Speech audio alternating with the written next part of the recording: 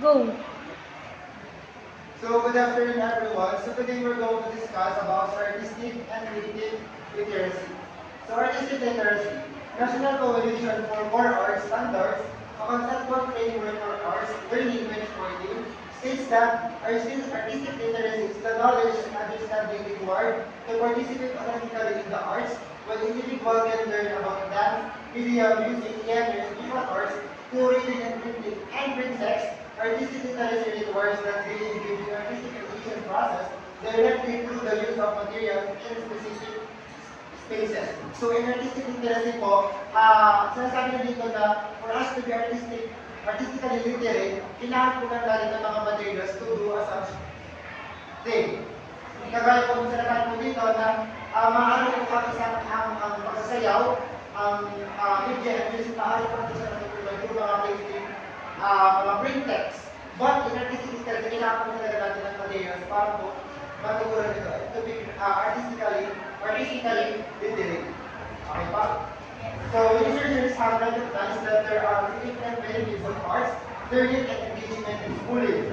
So first, the arts have been shown to create environments and conditions that result in improved academic, social and behavioral outcomes for students from early childhood through the early and later years of schooling. Kung mapapansin po ninyo, hindi po nawawala ang arts sa school. Even sa simula po ng pagpasok natin ng kindergarten or OB hanggang sa hanggang ngayon ng college, may arts pa rin po.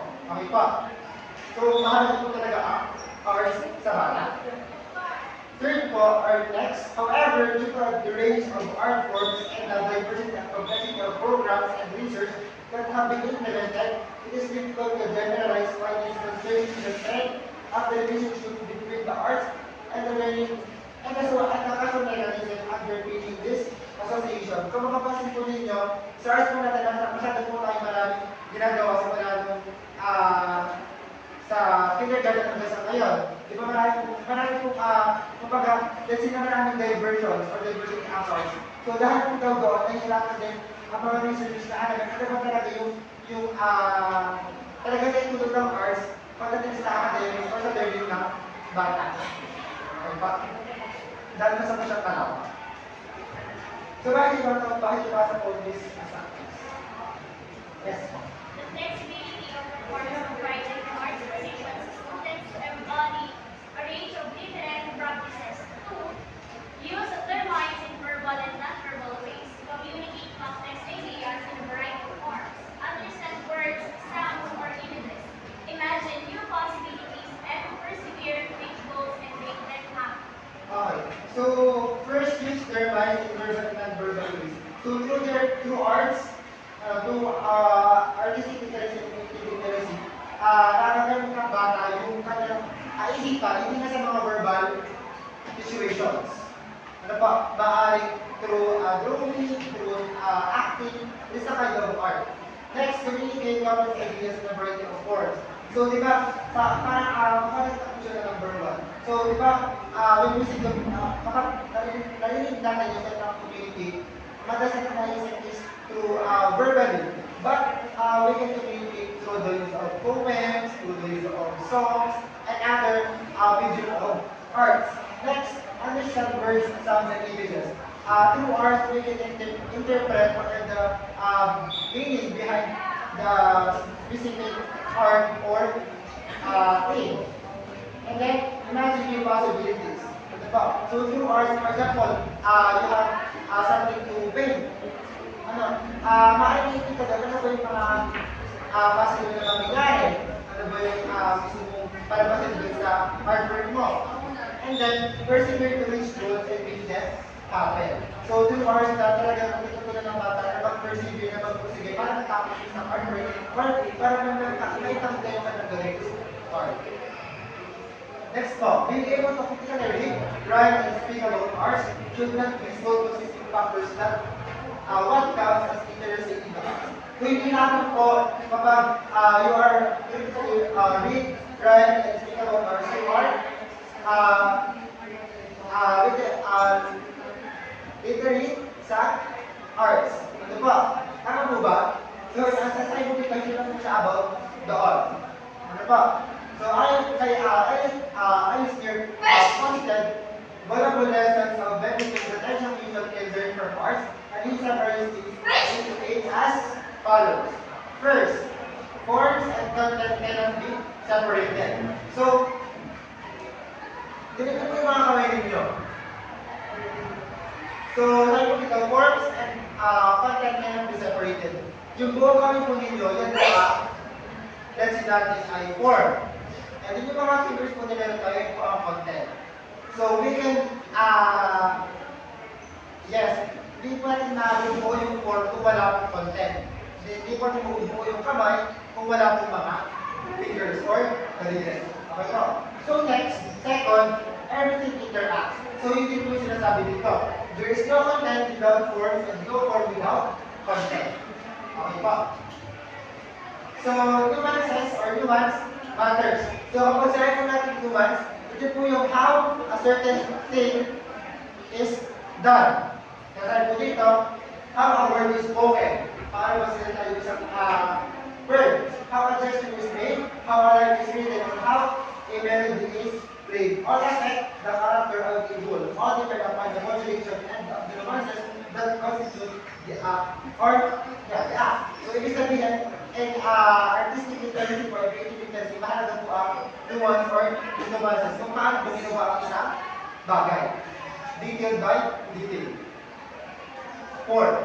Surprise is not to be seen as a intruder in the process of a year. Dahil po dito, educators should not resist surprise but create the conditions to make it happen. So, in artistic and creative literacy, surprise is very crucial and important. So, dapat daw, hindi siya nililimitahan or hindi talaga siya tinatanggal ng educators pagdating sa creative and artistic literacy. Okay pa. So next, slowing down perception is the most promising way to see what is actually there. So isang time po dito, kumbaga, tignan mo yung isang art or isang bagay detail by detail. Slowly, but surely. Kumbaga, hindi mo siya titignan agad as a whole. Na kumbaga, ay, painting ko ng isang mag-isang babae. Yun na yun. Hindi mo siya, di ka bigyan. Ano yung lines na ginamit sa hair niya, ano yung ginamit na colors na nakakita niya. Kasi every detail, may siya significant meaning. Na kapag pinasama po natin, yun po yung bubuo ng ano ba yung whole concept ng isang artwork or ng isang artist. Okay po? Next. The limits of language are not the limits of cognition. So ito po yung malimit na misconception about po sa learning ng bata. Na kapag magaling kang magsalita, matalino ka. Kapag magaling ka, kapag kaya mo dali na sarili mo sa una, kaya mo kapag you're confident enough para magsalita sa una, matalino ka. Kaya sa po dito, hindi na po, limits of language are not the limits of cognition. Ano pa? So, sabi nga po natin sa arts, you can express yourself through hindi na sa pagsasalita, hindi na sa pagdadala ng sarili sa unahan. Okay pa? Next, semantic experiences is one of the most important indicators that someone has gotten it right, related to the multiple ways in which we represent the world through our multiple forms of literacy. Di ba we have different forms of literacy? We have artistic literacy, yung financial literacy, nakabakit natin or nakikita natin ano ba talaga yung real world dahil sa mga literacy na meron tayo. So for example, in financial literacy, nakikita natin ano ba yung state ng or estado ng mundo natin when it comes to financial literacy. Ano ba ang estado ng mundo natin or ng isang bansa when it comes naman to economy or the literacy itself. For example, ang isang bansa ba ay able to or mas naibang population sa bansang yun ang talagang nakakabas at nakakaunawa ng mga literacy. Okay po? So last, open-ended task permit the exercise of imagination. And an exercise of imagination is one of the most important of human aptitude. So, imagination is the root of everything. Tama ba? Kumbaga, the concept of artistic literacy and creative literacy, napakahalaga ng imagination. Kasi dito natin i-start lahat. Okay po. Ako ay nagtiwala na lahat ng bagay sa mundo ito na likha ng tao, nag-start mo siya sa imagination. Kung paano siya gagawin. Diba? So, characterizing artistically literate individual. So, ito yung mga characteristic art. Yung mga characteristic ng mga tao na literate artistically literate. Una, use a variety of artistic media, symbols, and metaphors to communicate their own ideas and respond to the artistic communication of others. So, hindi lamang isang video yung ginagamit niya to communicate. Kumbaga, sabi dito, use a variety of artistic media. Maaaring through poem, through songs, through theater, nagagawa niya. Next, develop creative personal realization into at least one art for in which they continue to achieve involvement as an adult. Meron siya isang bagay na continue niya ginagawa. Like for example, ako, hanggang ngayon, I love writing poetry as a kind of art. Ganito. O kayo, ano bang continue ginagawa hanggang sa ngayon na kind of art? Bakit kayo gumaganda? Sumasayaw, cultivate culture, history, and other connections through diverse forms and genres of artwork. Find joy, inspiration, peace, intellectual stimulation, and meaning when they participate in the arts. So, hindi lang basta rin makagawa ng isang art or doon sa isang ginagawa mo, kumbaga, sa ilalaman mo sa history, sa other connections ng diverse forms and genres of artwork. Kumbaga, nilalaman mo sa different genres. Next, seek artistic experience and support the arts in the community. Kumbaga, naghahanap ka talaga ng kapaglit ng outlet para magawa yung gusto mong gawin in the form of arts. And also, support the arts in the community. Kumbaga, you are joining. So, tanda ko, after pandemic, nag-join ako ng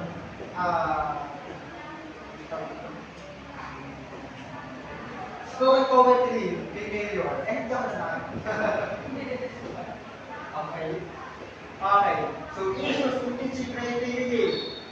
So, in TED Talks, in TED Talks on creativity and innovation, Sir Ed Robinson, those school creativity, how to scale education's depth, value, stress, paradigms in the education system that hamper the development of creative capacity among learners.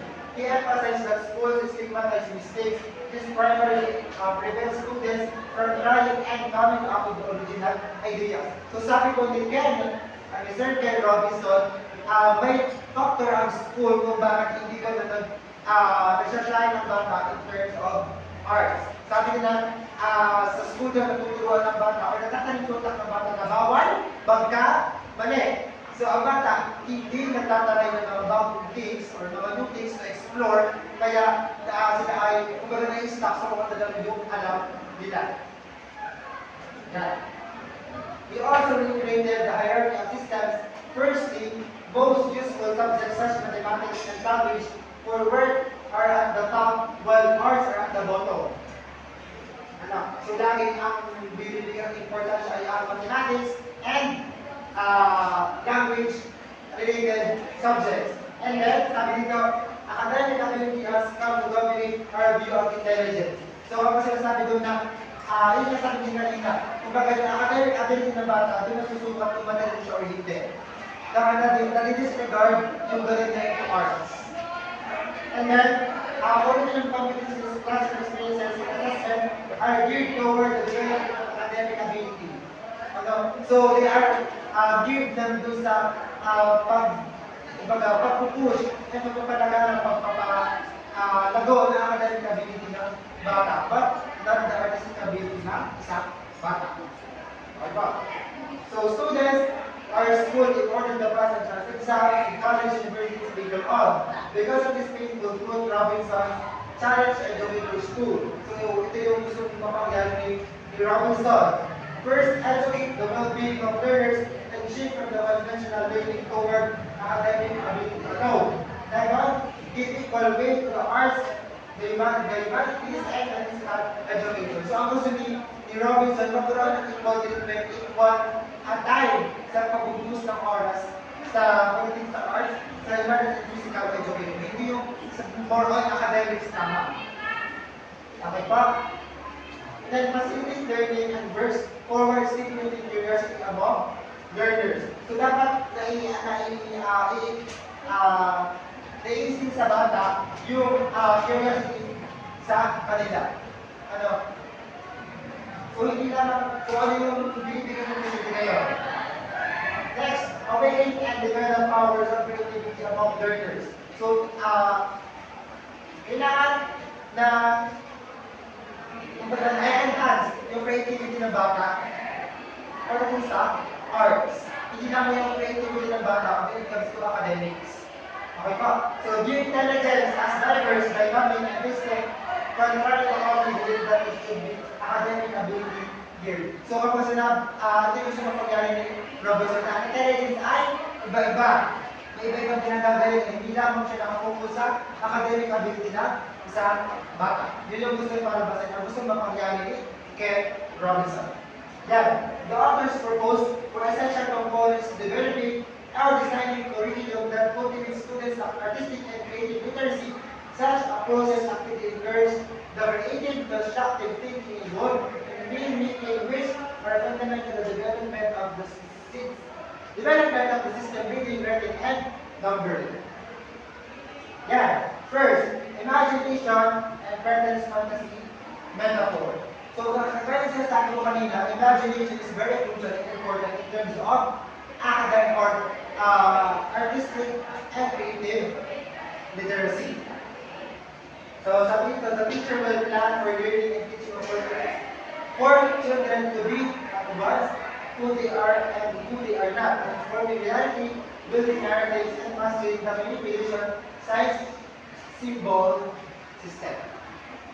So, kaya i-manipulate ng bata. Kasi kaya i-manipulate ng bata, kaya niya, kumbaga, pag-iba-iba kaya basta kaya niya, pagsama-samahin. Kasi hindi siya nalito or nabubula. Next, active manual reading. Making in the classroom where children can choose to draw, write, paint, or play in the way that suits their purpose or mood. Literacy learning and arts learning will inform and support each other. So, hindi naman yung araw-araw kayo magsusulat, araw-araw kayo mag-drawing, araw-araw kayo magkakanta. Kumbaga, give time lamang para sa mga bagay mo. Third, intentional holistic teaching. Intentional teaching does not mean drill and roll learning, and it will always learning exercise by indicating the learning opposite at intentional teaching. Ang gusto natin mangyari, intentional teaching is thoughtful and purpose, and this could occur in such activities as reading stories, reading craft, drawing, swimming. Sa mga simpleng bagay na yun, nabibigyan ko ng bata to be artistic, to be creative. So hindi naman kailangan agad ng complex ideas, complex activities para mapalabas yung artistic ability ng bata. Ito dapat sa ito sa nakakaya ko lang gawin ng bata. Ano po? So last, co-player, co-artist. So dito sinasabi naman na inside the classroom, everyone is your co-player and co-artist. Hindi mo siya nakalaban, hindi mo siya nakakompetensya pagdating sa arts, even sa academics. So you can share your ideas, you can share your knowledge, and you can also grasp the ideas from the others. Ano po? Yun lang po sinasabi dito. So, yun lang po. I think that's all. So, paliwanag po ba sa artistic and creative literacy? Yes po. Okay. So, goodbye.